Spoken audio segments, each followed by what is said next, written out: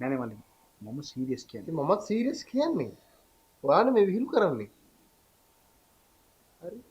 දැන් ඔයාලා අපිට අවශ්‍යතාවයක් හදලා ඒක අපේ කරපිට දාලා ඊට පස්සේ උඹලම අපිට කියනවා මොකක් හරි ණයක් වෙලා හරි උඹලගේ ටැබ් එකකට මොකක් හරි ගනින් කියලා. ඒකනේ උඹලා කරන්නේ.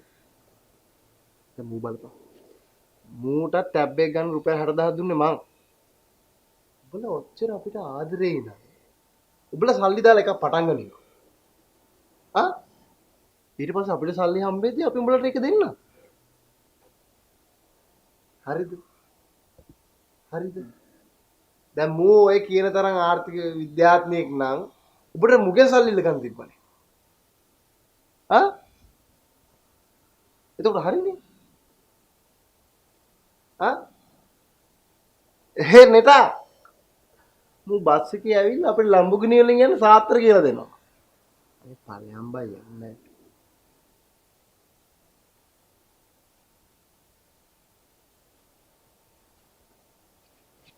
ඒ බොරුවද?